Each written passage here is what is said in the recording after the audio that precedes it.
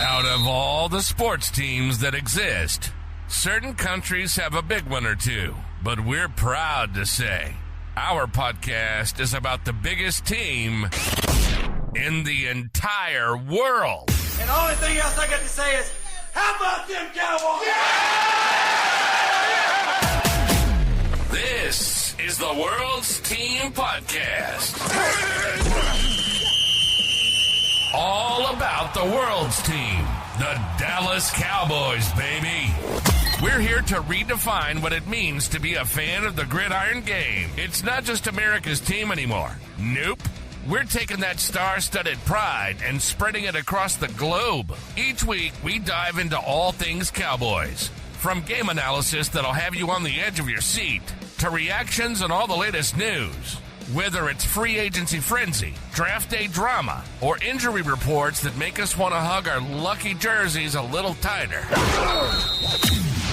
We're bringing in fan groups from all over the place, from Germany, France, Brazil, the UK, Canada, Japan. Everybody gets to share their 2 cents on America's favorite team. And here we go! America's team! Mexico's team! World's team! My Dallas Cowboys! And now your hosts, Paul Stewart and Mike Poland. What's up, Cowboys Nation? Welcome to another episode of the World's Team. Remember, it's not just America's team, it is the World's Team. And I am your host, Paul Stewart, and I am joined as always, my brother in arms from Wales. You can find him on bloggingtheboys.com with his amazing articles, keeping you up to date with all Cowboys content. It's no other than Mr. Mike Poland. How are we doing, brother? Yeah, good. How are you though? Because are you all bags packed? Yeah, I'm all packed to go. I am ready to. Yeah, I'm pretty much all back. I'm all packed to go. I'm obviously going to try and keep myself on a low radar when I'm over there, because obviously I want to spend time with a special someone that I'm seeing right now. So, but I'm looking forward to it, man. It's Super Bowl weekend, Mike. Yeah. Yeah. I mean, most people who will be listening to this may be on a Sunday, just thinking, I'll have a listen. I mean, we'll talk about the upcoming game later in the show, but I will have to say, though, I think this is the first time in a long time I'm not doing anything for the Super Bowl. One reason for me, obviously, is I'm literally flying out hours after the Super Bowl is finished. But in terms of all my other friends all across Scotland and most parts of the UK and even our friends in the US, they're not really doing anything for it. They're not really going to get a big get-together to watch the game because who's involved in it? Not unless you're a big Taylor Swift fan, mind you, or whatever. Sorry to our good friends Meg and Jess. I do apologize. It's not a dig. I'm just saying. But yeah, I could not care less in a way. I do care, to a certain extent, but we'll dive into that later on, though. But we've got some news for this week, Mike. So why don't we just kick straight right into it and hit me with what's been happening with our Dallas Cowboys this week? Well, I mean, let's start. Obviously, first of all, they have their offensive line coach. Finally. Bye-bye, Solari. Bye-bye. I mean, me and you talked about Solari halfway through the season on this show, and we were just like, he's not coming back. His time is done. You could see that, it was a call-in. But I think you like who the offensive line coach is. I know from talking about... here you go. Hit me with it, Paul. You know the guy. Hit the name. Give us the background, because I know you like him. This is your bread and butter now, mate. Yes, it is. The Dallas Cowboys have acquired Connor Riley, former offensive coordinator / offensive line coach from Kansas State University. He also spent time at North Dakota State University, won them back-to-back conference championships, you name it. So This guy has one success in college has been before. Obviously, he's helped the likes of Cooper Beebe to where before he went to the NFL. He's worked with likes of Deuce Vaughn, so he's very familiar with some of our players. So, and this is one thing that you do like, Mike, is we're bringing in some familiarity to the team in some regard. So that there to me is a good plus. It's not a complete stranger coming in dark like Mike Zimmer did with our defense last year, although I think he did a good job at the tail end of the season. But for likes of Conor Riley, he's going to have a few familiar faces that he knows he can work around to help the likes of Dak Prescott move forward. So I wouldn't say I'm overexcited or anything like that, but I think the prospect is what excites me with Conor Riley. Like, you've seen what he's done, like with likes of other team, like other college teams, like North Dakota State, primarily when you think about it. And I'm going to say this: I think it was the offensive line that helped Carson Wentz became a first-round draft pick. That's my bold prediction on that. I could be wrong, but that's how I generally feel about it. And when you look at how BB was back in college, everyone was excited because of the aggression he brought to that O-line playing at the guard position. Can you imagine when we get like Conor Riley in there to deal with our O-line? Yeah. Like if this, I hope the likes of Zach Martin takes that on board. This could be an incentive for him to stay for that one more year if that was the case. Even though he's out of contract, even though Zach Martin's going to be out of contract, but it could be like that last chance hurrah for him, really. I will say, we like to break news, but we also protect our insiders that give us the news. Yes. I obviously I'll tell you off here, which doesn't help the listener. But I got told like during the week about Zach Martin, and I was like, "Oh, come on, please tell me some good news." And they're like, "Doesn't look good."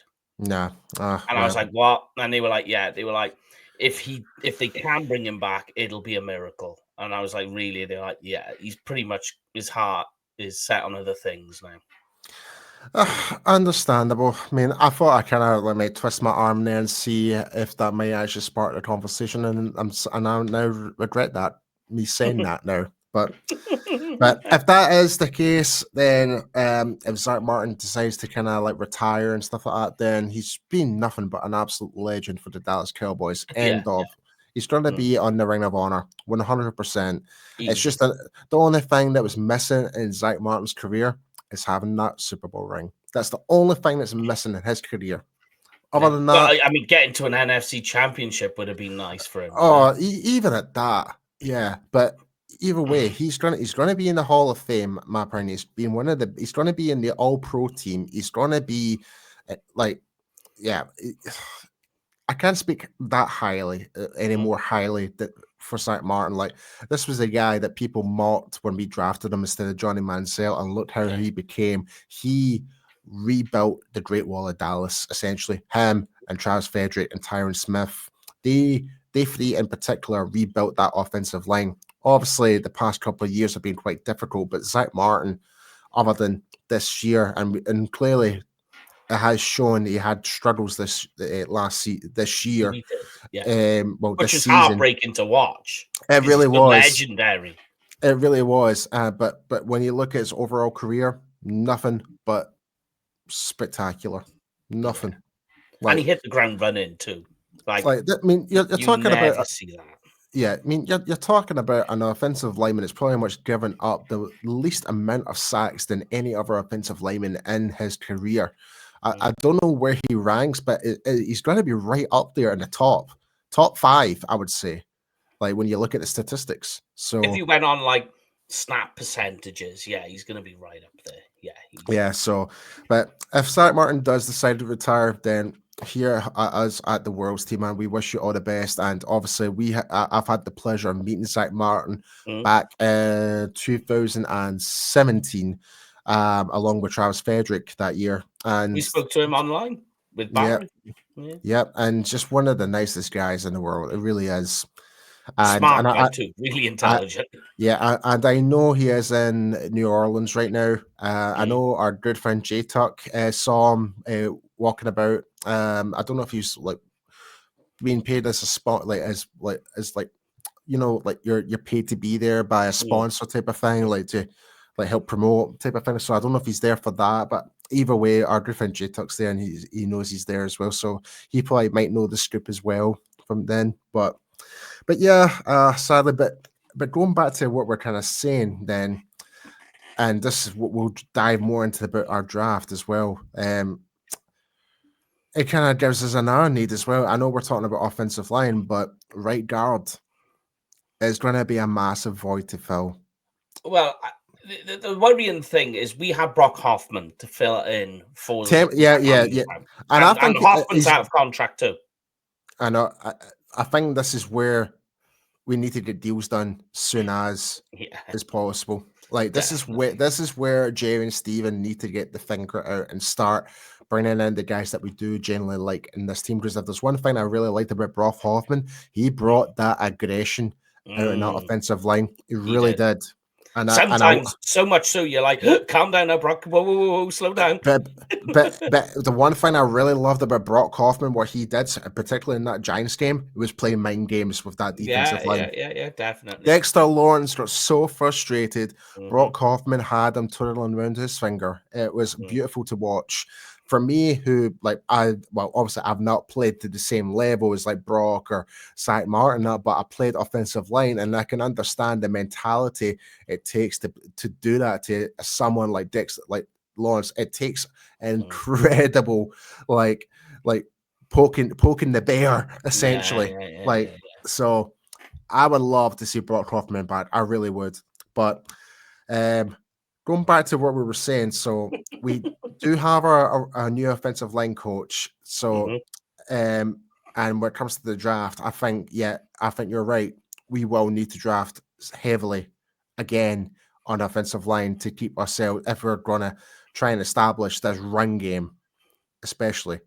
And to your point, Mo, mate, you actually mentioned about Emmitt Smith this week about the draft. Yeah.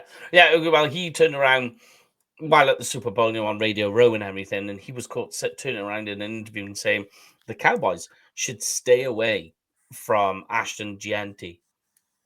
Me personally, I'm in agreement. I get it. He's a stud, superstar, yada, yada, yada. Two things why I think they should stay away. A, they got bigger fish to fry, right? A good running back is not going to fix this offense. Exactly. Offensive line is going to fix this offense. Well, the offensive line is your cornerstone to your offense, regardless. Definitely. Like you can have your star wide receiver, you could have your star quarterback, but if you don't have an offensive line, nothing's going to materialize, and that is a fact. So if you've got no running game, you're one-dimensional, and the best way to get a running game is to have a good offensive line. We've seen that. Running game and pass protection. It works both ways, Mike. And Yeah. So that's a double-edged sword. Exactly. So, I was going to say that the other reason why I think you should stay away from Gianti, because I did say there was two reasons. Sorry, mate. My apologies. No. We're going on tangents tonight, but the other one is that the running back class is insanely deep this year. It's so stacked this year. It really is. You've got Cam Scatterbrain, Caleb Johnson. You've got Devin Neal from Kansas Jayhawks. Yeah, there's so many good running backs this year. And any one of these guys, given the right fit of the offense, can easily be your number one running back. And a lot of these guys are well over 1,000 yards. Rushing yards a season. I'm pure stumbling my words here as well, Mike. Because I haven't been this excited for a particular position class I'm not too familiar with to see the potential. It's like, this guy could be a star. That guy could be a star. I've never really thought but the thing is, they won't be starting for us too much longer unless we actually draft O-line as the priority. Yeah, definitely. And the good thing is, we're talking depth. Offensive line is nicely stacked as well this year. Like all the positions that the Cowboys are in need of. I mean, they're in need of running back, O-line, and defensive line. Like particularly defensive end. Yeah, those three. Yeah, I'm with you there. Stacked. Like inside defensive tackles. Normally, like 3 tacks, there's this gap. In every draft, you always have this odd gap. And when you're doing your rankings, it's odd because there's always this void with defensive tackles where you have the early crop and they're like, oh, yeah, here we are. We're in. These are the guys. Then there's this big gap in the middle where you can't really get them squeezed in. And then there's just like a chunk of them in day 3. But this year, you look at it, it's just like that gap is filled with so many good nose and 3 techs and 5 techs. You're just like, there you go. We can fill the biggest issues on this roster with what there's abundance of in this year's draft. This is maybe a little bit of an off-ball question to what we're talking about, our new acquisitions of coaches and stuff like that. But I do need to ask, what would you say is the weakest position in this year's draft? I'll give you mine. I actually think cornerback is one of them. Cornerback, wide receiver. Yeah, like there's a big drop off. I think after like maybe I think there's probably about 6 or 7 wide receivers, and after that it's just kind of. You're basically it's like projects essentially, and I think similar to cornerbacks, there's really good standouts. I would say safety is more deeper than cornerback this year, from what we're used to. Yeah, I agree. Yeah. Like you could even say quarterback. You'd be like, well, what about quarterback? And you're like, quarterback is like this mismatch of a lot of good quarterbacks, but coming with lots of question marks. Where in the past you felt a little bit more confident. And then once you go to the middle of the pack, guys, once you come out the top sort of 3 or 4, the rest are all just a jumble. You're kind of like, where are you taking them? And wherever you say, if you said, oh, I project him as a 3rd round or a 4th round, I'd agree with you. Yeah, I think quarterback this year is probably the hardest ones to put any type of draft prediction on, because any one of these guys, depending the need of these other teams, they could go 3rd round, they could go 4th round, but they're odd. And it's very up in arms right now when it comes to that quarterback position. But when it comes to running backs and stuff like that, you're like, see if you're when you're later down the draft and there's still some of these running backs like Taj Brooks, for example, from Texas Tech. If these are in the 6th round, you've got yourself an absolute steal of a pick. There. Yeah, I just think, like, running back, but like wide receiver is like, for me, why I feel it's the weakest is because years past, you think every year we've always got like so many wide receivers. You're like, look how many we've got. Like you can't go wrong. This year, it seems to be there's this nice few wide receivers at the top, and then there's just like a complete drop off the shelf. Yeah. It's like a huge drop off. No, I totally agree, mate. But going back to the Dallas Cowboys, so we've made some other coaching acquisitions. So help me with it, Mike. Well, we've done offensive line, so let's go defensive line. They got Brian Bing in the building. So he's going to be. He was the former Bears assistant defensive line coach, and he's going to be taking up that role once again. Yep. Yeah, but he was with Eberflus before, so there's a bit of a connection there, as we already know. So you got him. Go on, sorry. I was just going to say he'll be helping assistant Aaron Whitecott, our new defensive line coach. Correct. Yeah, and then you've got the passing game coordinator is Andre Curtis. Linebackers coach is Dave Borgonzi.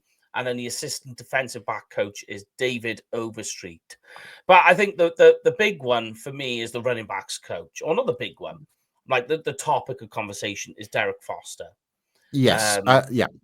Because we had lots of conversation about who it was going to be. Tassad Choice.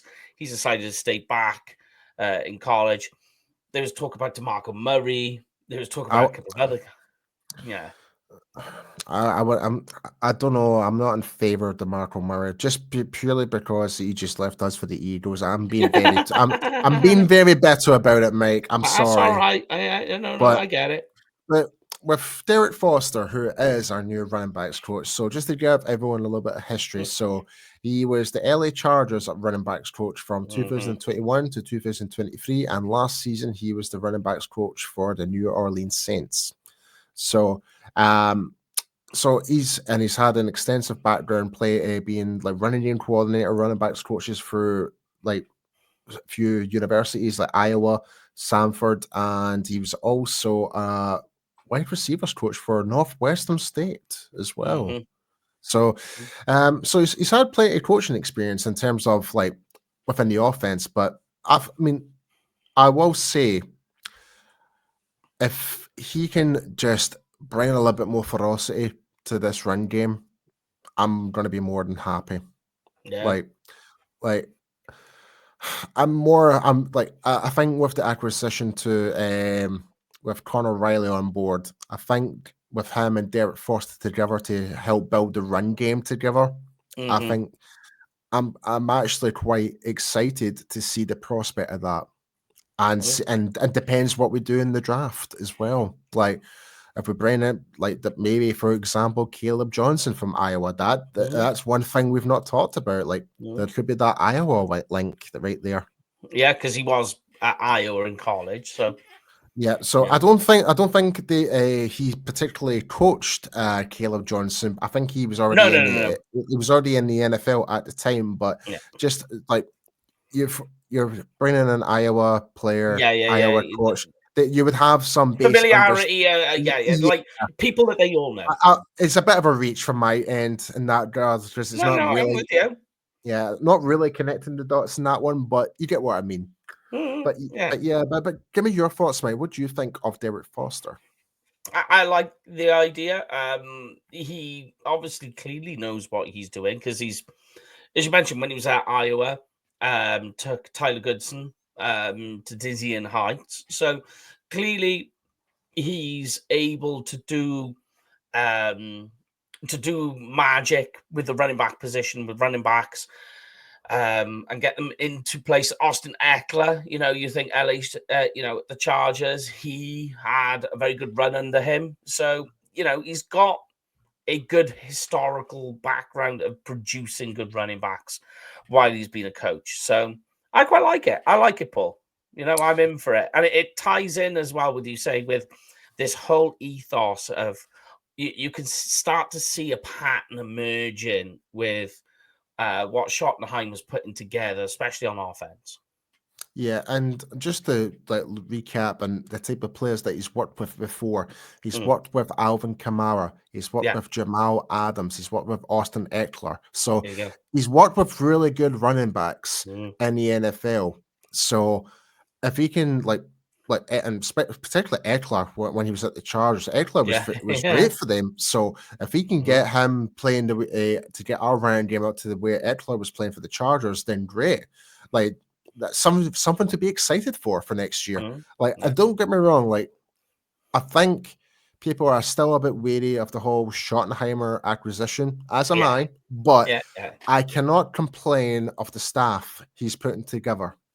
I'm like every person he's brought in so far.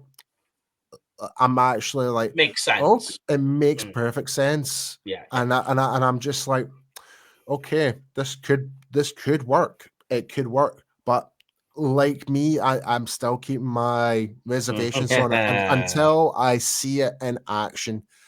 It looks good on paper. Let's see how it actually pans out. Yeah. Because the other guy then, wide receiver coach then is Tyquan Underwood, who was drafted by the Jacksonville Jaguars, I think about 5 years ago. Yeah, also played with Tom Brady back in 2011. Yeah, I say 5 years ago. It's like way longer than that. It's like 2009 to 2010. Yeah. I don't know why I said 5 years ago. It's so 15. Yeah, for Taekwon Underwood. So just to give you more history about him as a coach, he was the wide receivers coach for Lafayette. I'm sorry I butchered me of saying that. Based in Louisiana. Then he was the offensive quality coach for the Miami Dolphins. Then went to Rutgers as the wide receivers coach. Then went to Pittsburgh as the wide receivers coach, passing game coordinator. Then he was the assistant wide receivers coach for the Patriots last year. There you go. And he's now I believe, according to the articles, he's not the main wide receivers coach. He is the assistant. The assistant. Okay. So we are still awaiting our main wide receivers coach. So obviously, someone with a lot more experience with that, dealing with that position, I would assume whoever we do bring in. But that's still the big one that we need to acquire for the Dallas Cowboys in terms of the offense. Yes. And in terms of the defense, we're still waiting for our safeties coach, which is still vacant. And in fact, I do, and I can't believe I just missed this one. We actually don't have a quarterbacks coach yet. I wonder if it's going to be our guy. Our guy? Yeah, from Dallas when he was on the show. When we did the show over there, I forget his name now. He was working with Trey. Yeah, no. I don't. He's doing his own thing. I know who you're talking about. Yeah, I know. Yeah. It's just me being daft. But that'd be quite. It's quite interesting. It's all coming together. So there we have it. But yeah, I mean, the picture on offense definitely is coming into focus now. I feel. I mean, like, here we go. There's a question for you. Based on what the team needs, the type of coaches and position coaches we've seen them taking on, who are you expecting now the Cowboys to draft early in the draft? Okay, so I want to hear your thoughts on this as well. Go for it. So for me, first round, it has to be offensive line. Yeah, I agree. The second round, depending who's available, what's the priority, I would go for wide receiver. Then running back. I know it sounds crazy, but when you look at the depth of this draft class for running back, it does not matter who we draft, I would say. Because if you don't fix your O-line, there is going to be no run game, but it depends on the accolades and the size and the speed of the guys. That's what determines who we're going to pick as our running back. Because like you said, I believe it was last week's show, you think Ollie Gordon the second from Oklahoma State will be better than Ashton Gentry. And Amari Hampton. No, or was it Omari Hampton? Yeah. I'm pretty sure you said Ollie Gordon. Okay, we'll have to go back and check. We'll go back and check, and we'll come back on the show and check. Yeah, I'm 99.9% sure, Mike, because I did because that was a viral clip for last week. Yeah. But yes, oh God, my beard is looking terrible right now. I do apologize, folks, if you're watching this. But yes. I would go with O-line. I'll tell you what, mate. I'll tell you my dream scenario would be. I know. I'm going to do mine by players. Yeah, I would trade back my 12th pick up more, get a top offensive lineman. Who knows? Depending on how far we go back, we can get Wyatt Willem. If we're not too far back, and if Kelvin Banks is there, I would get him. Or even, is it Will Campbell from LSU? If he falls back, I would take him also. That's the three main guys I would be looking at if that was the case. And if we pick up that extra second rounder or third round or whatever we pick up, it's going to have to be multiple picks. We're going to have to acquire, even especially if we're going much further back. If we're going to make a deal with a team that's got multiple picks in second rounds and whatnot, absolutely fleece the hell out of them. But either way, order would be offensive line, wide receiver, because like you said, it's going to take a bit of a dip after a certain point, after 6 or 7 of them. then it's like, not too sure. But with running back, you're guaranteed you're going to have a guy who's going to be good for day one, essentially. Yeah, but yeah, I'm with you. I went back and checked as well. I did say Ollie Gordon, and I'll tell you what. I'll stick with it. I'll stick with it. I mean, like, I do think Amari Hampton, like, I actually prefer Amari Hampton over Ashton Gentry, but we're going to stick with the Ollie Gordon thing now. My flag has been planted, so let's go with it. To be honest, I really liked Ollie Gordon. Yeah. I did really good in the like him. Senior Bowl. You should have seen him in the Senior Bowl. Whew. Yeah, like I really do like him. I watched some of his highlights this year, and I'm like, ooh, okay, all right, Yeah. I like it. I I really think, like it. in fact, I tagged you in something when Ollie Golden made a big play in the Senior Bowl. I think I tagged you in it, and I was like, "Ooh, take a look at that." I think I can't recall, but I'm pretty sure you did. Yeah, I'm pretty sure you did, but I'll need to double check.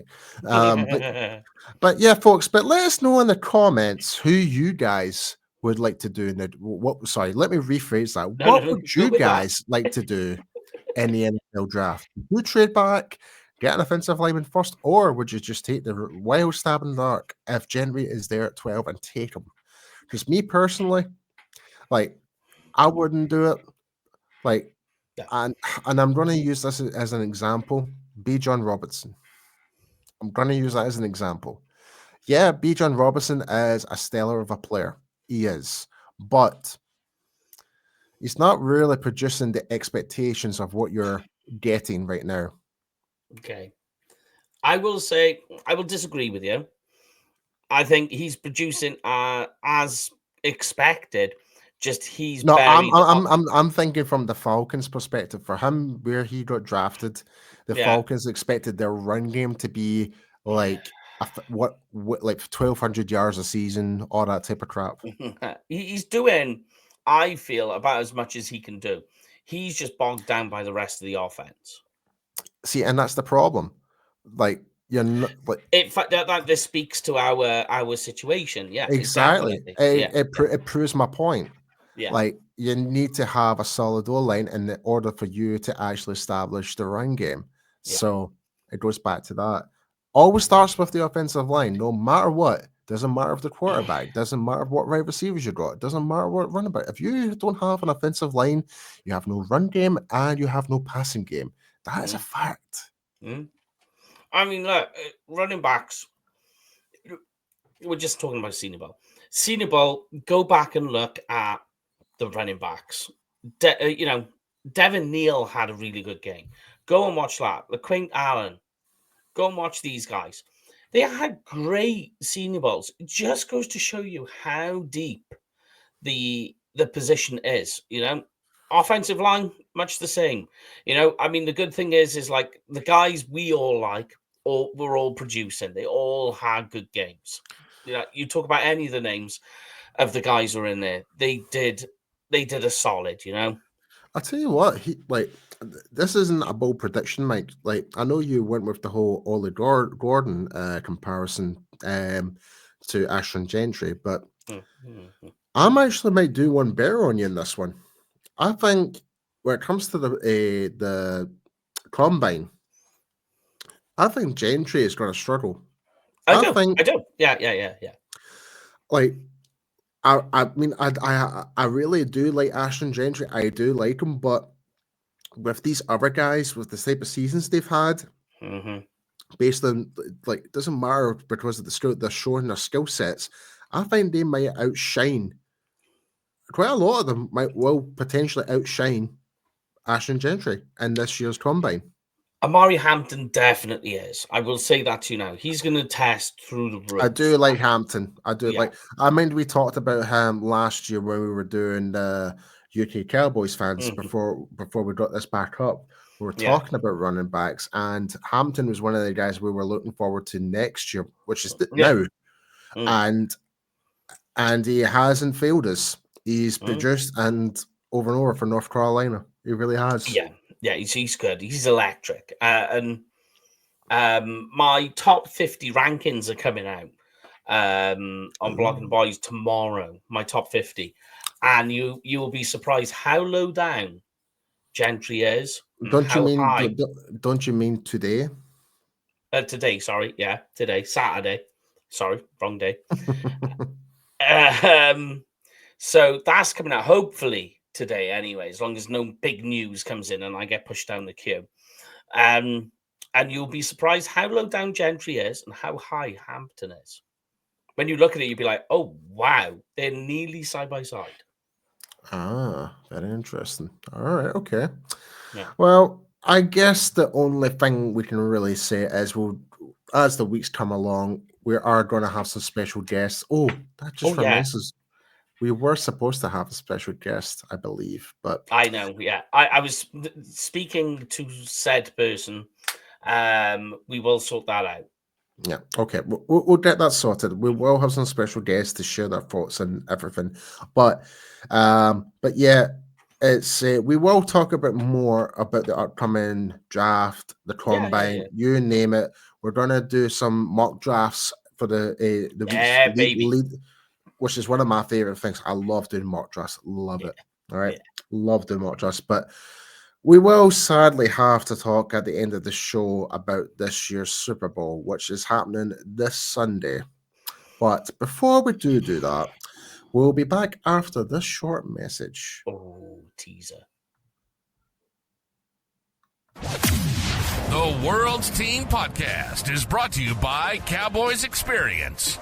The ultimate Cowboys experience with stadium tours, meet and greets, tailgating, game tickets, and much more.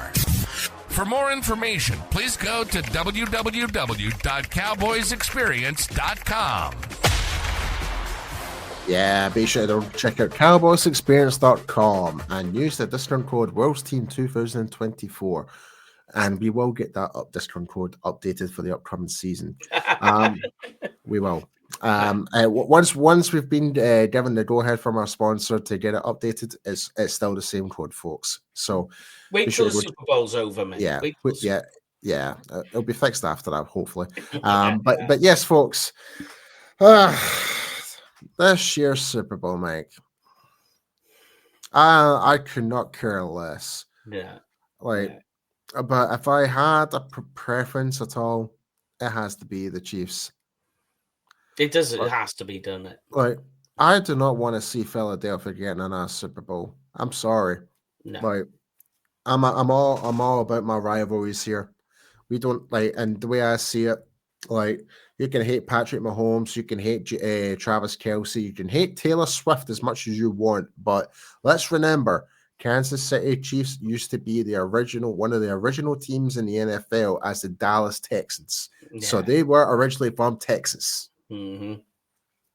Yeah. And not just that, Peyton Hendershot is one of the tight ends now, former Dallas Cowboy player.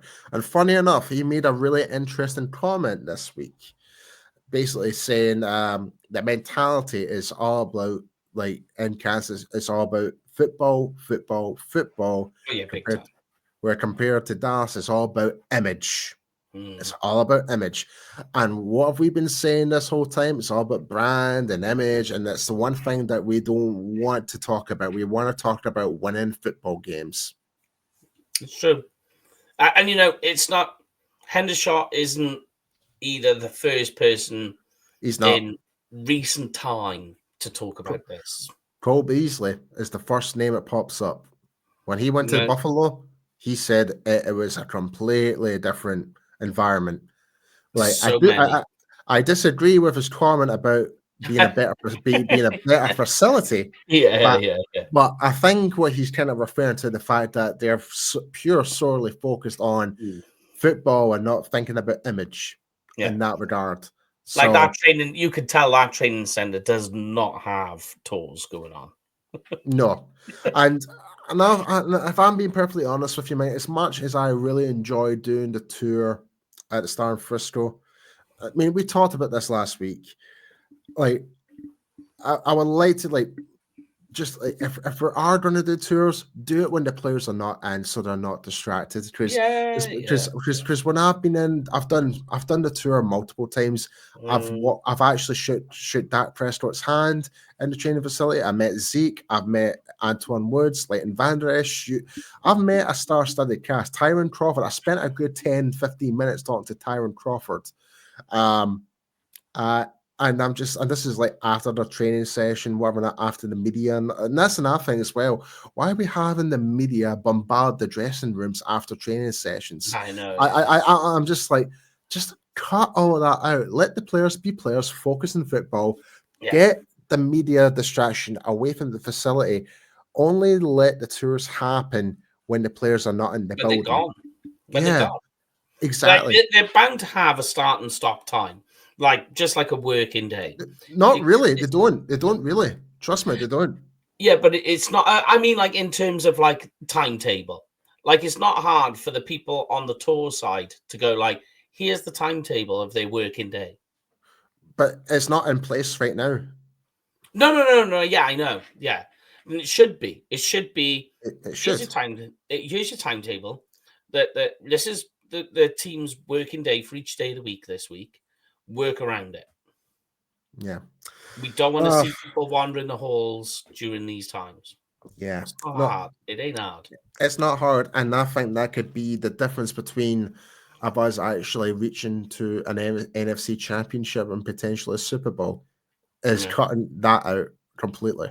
I do strongly believe that. I do. If I was a player and I'm seeing tours coming by while I'm doing my weight workouts, even though the players can't see one side of the mirror, but we can, but tours can see the other side. But but mentally knowing that there's a tour going on while I'm lifting weights, it's going to put a bit of a mental brain fart in your mind, like from maybe doing your personal best or whatever. And that, I wouldn't want that. I wouldn't want that. But anyway, we're getting a little bit sidetracked here, a little bit. But yeah, so Peyton Hendershot did make that comment during the media scrum for the Super Bowl. But give me your thoughts, Mike. Who would you rather prefer to win? Obviously, like I know what your answer is, but give me your reasons why. Basically, Eagles fans are insufferable, unfortunately. So there you go. I mean, like, okay, there are parts of the Chiefs that are insufferable. You know, the whole thing. I mean, I don't mean the fans. I mean, there's parts of the Chiefs as a franchise that are insufferable. Oh, yeah. Like, I mean, I've got nothing but good things to say about the Chiefs fans after my experience when I was at Arrowhead. So I think they're fantastic. I really am. Like fans. Don't like, I think they're probably one of the most humble fans out there. They still can't believe they're going like back to back Super Bowls that despite their season. Like, and a lot of them can tend to agree that their season has been very lucky. Oh yeah, very lucky. So they're not sugarcoating their words. They're not saying they deserve to be there. They're not being obnoxious and that. Like they're just very like humble. Eagles. Yeah, unlike the Eagles, completely 360. So, so I'm with you on that one, Mike. Like, and this is going to sound really brutal to say, but I wish nothing but pain for the Eagles fans. Mate, they were trolling me last week like a lot, and I was just like, man, this is why people dislike you. You've got no reason to talk to little old me. There's no reason for you as an Eagles fan to talk to me. Leave me be. I'll talk to the people who I want to talk to. You go talk to your guys. I'm not bothering you. Don't come and bother me. But here they are. Like, I think every other franchise fans do not go out their way to rivals pages and content creators and try to stir up and just basically be an ass, essentially. The only sets of fans that does that is the Eagles fans. They'll have every opportunity to go on to our content creators and try and basically mock and just basically, and this is why people hate them. This is why they're the most hated sports franchise of fans, essentially. I would say in most sports across the US. Yeah, they were on the UK show. Like the same people who were trolling me were on the UK Cowboys TV show, um, on their trolling, and it's just like, come on, guys, like why? This does not help your cause. And then you see the other stuff. Then like other fans being just as obnoxious and insufferable with other fans, like Washington fans at the game and stuff, and you're just like. And then you see the stuff like that happened in the Oh Green yeah, Bay game, and you're just like, there you go. And like, and you hear the same thing all the time. They don't represent Eagles fans, and it's like, okay, they don't, but there's an awful lot of these guys that don't represent Eagle fans that always end up showing you guys up. yep. There's the Why? guy. Yep, there was the guy in the like you mentioned, the guy at the Green Bay game, and also there was the game at Washington where Washington, yeah, the guy stole just a being a Washington. bully. Yeah, and screaming at a Washington's fan's face just Mhm. because they beat them. I was like, you won. Why are you being such a douche? Yeah. But like I said though, mate, I want nothing but pain and suffering for Eagles fans. I want to see Eagles tears again. Again. I want to see it. Mm. Right. That's the only time I'm actually going to retaliate towards Eagles fans because I want to see them cry. Cry, Eagles cry. There we go. Yeah. Yeah, But I'm with you there. But let's kind of talk about briefly about the game before we finish up. So, what would you say is the keys to victory for the Chiefs? I could have said the refs, but I'm not going to do that. Hey, I think this may be the only game I'm actually going to be supporting the referees for this game, if I'm being perfectly honest with you. Yeah, that is true. The game funnels through Patrick Mahomes, don't it? I mean, what he sees, if he stays upright, he keeps his head cool, then the game just flows. In terms of on the other side for Kansas, it's stop Saquon Barkley. Yeah, that's a given. Yeah, that's an absolute given. Yeah. Like, I could be a little bit obnoxious in where I say this, but if you take Saquon Barkley out the equation, I find the Eagles are totally done for. Like, don't get me wrong, they've got good wide receivers, but the whole difference maker of Saquon Barkley has been to that Philadelphia Eagles offense is being nothing but transformed. Like, and when you look at the style of their offense, it's pretty much the same offense as last year. Yeah, the only difference is they've got a better running back. That's it. Yeah. And I don't think that and this is where I kind of still have my question marks with Kellen Moore. I don't think it's down to Kellen Moore's success. I can't believe I'm about to say this, Mike. I can. I think it's more down to the credit of Sirianni. Because he's pretty much in charge of the whole things wants to be run. He sets the playbook essentially, in my opinion. So it's his rules. So it doesn't matter who's the OC for the Eagles. It's what type of players and how they execute it was matters. Was what matters. So yeah, I think that's the big one for me. They've got the Eagles have just got to apply the pressure to Patrick Mahomes, force the mistakes, get into the backfield, get your hands on him, try and force him to make mistakes. On the other way around, it's just stop Saquon Barkley. You've got to slow him down. Yeah, and we'll finish it off on this note, Mike. What do you think the final score is going to be, and who do you think the MVP is going to be for the Super Bowl? Well, unfortunately, the Super Bowl MVP is only going to go to one of two players on whichever team, because that's just the way it goes. So it's either going Jalen Hurts or Patrick Mahomes. I'm saying the Chiefs will win, so it goes to Patrick Mahomes. And I think the final score is going to be, I think it's going to be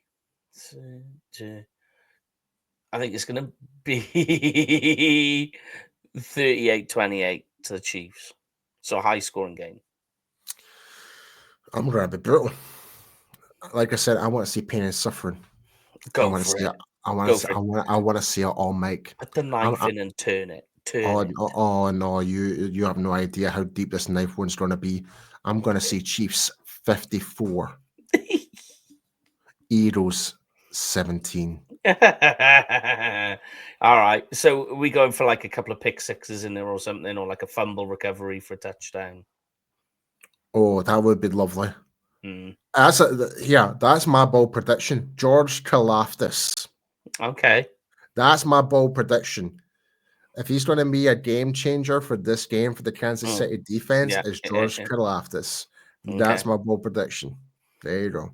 And I'm sure I'm sure a few of my friends who are Chiefs fans will be like, "Hey, that's a good shout, by the way." Yeah. No, let's go with that. Yeah. My bold prediction: Jalen Hurts has an interception, but also has a fumble. Both recovered, obviously, by Kansas. Do you know what would be the icing in the cake? A fumble on a tush push. Ooh. We need something. We need like it. That. We need that. Yeah, we need that. Yeah, just to be like, there we go. We found the answer. Finally, you know. But yeah, folks. Send us your score predictions in the comments. Be sure to hit that like button and subscribe to the World's Team. Be sure to follow us on all of our social media, which you can find here below. Here we are at Instagram, X, and obviously here on YouTube. And you can see us on Spotify and Apple Music. But yes, that is the end of this week's show. Like I said earlier, we will be having some special guests. Some people from the actual DallasCowboys.com HQ. We will have them here. We just try to sort out particular dates and get it finalized. And we will be doing extensive mock drafts and player profiling on the lead up to this year's NFL Combine and NFL Draft, and also the news and updates for it comes to players' contracts, free agents, if any. But we'll just have to wait and see how things pan out. But as always, this is not just America's team; it is the world's team. But before we do go, Mike, please tell where everyone can find you. Find me on Twitter at Kenvic Cowboy, Kenvic with a K, Cowboy with a K. And you, Mr. P?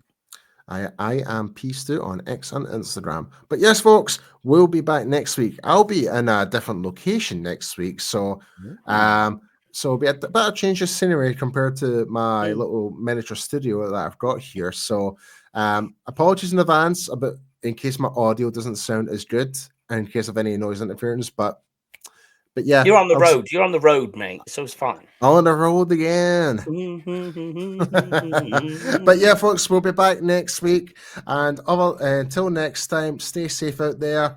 Try and enjoy the Super Bowl. Hopefully, we don't have to endure too much of an onslaught from Eagles. Hopefully, they'll be drinking some Eagles tears. But other than that, have a lovely weekend, folks. And we'll see you guys next time. Ta-ra. You've been listening to the World's Team Podcast. There's no other team like it in the world. Nothing more electrifying than the Dallas Cowboys. And we're here to prove it. We bring in fan groups from Germany, France, Brazil, the UK, Canada, Japan. We're everywhere, baby. We hope you've enjoyed the show. If you did, make sure to like, rate, and review. We'll be back soon, but in the meantime, find us on Instagram at the.worlds.team, on Twitter at _worlds_team, and on YouTube at the Worlds Team. How about them Cowboys? And the only thing else I got to say is, how about them Cowboys? Yeah! See you next time.